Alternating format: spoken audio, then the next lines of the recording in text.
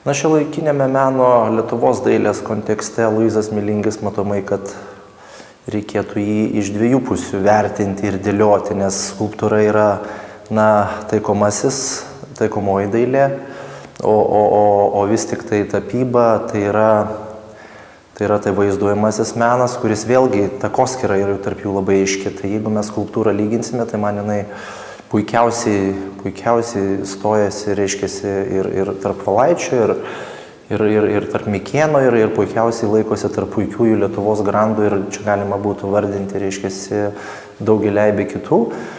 Bet tapyba, netgi žiūrinti šiuolaikinė tapyba, puikiai atsistoja į šiuolaikinės dailės kontekstą su jaunaisiais menininkais, su visų, reiškiasi, kas vyksta Lietuvoje šiuolaikinio meno centro, reiškiasi, plejados pristatymais. Tai man tai yra dar įdomiau, nes tai rodo, kad ankstyvosios kartos menininkas yra nesustabarėjęs, yra kintantis, jam yra įdomus, jo pasaulėžiūra yra įdomi, pasižiūrėjus jo paveikslus, reiškiasi, jisai matosi, kad jisai gyvena, kvėpuoja, domisi pasauliniu kontekstu.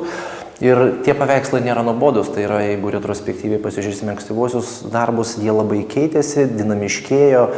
Tai reiškia, kad menininkas vėlgi ieško potencialių, savo kelia potencialius kūrybos uždavinius vis aukštesnius ir aukštesnius. Tai reiškia, pats menininkas auga.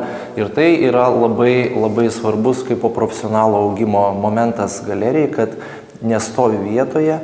Na, o rinkai šiai dienai, tai kas tai yra tos vertės nustatymas tada, nes kurie menininkai yra vertingesni negu kitie. Tai tie, kurie auga nuolatos ir pristato kažką naujo, mano supratimu kaip art dealerio, tai yra tie menininkai ir turi didesnę vertę. Nes jie nėra nuspėjami, nėra tokie prognozuojami ir jie yra įdomus.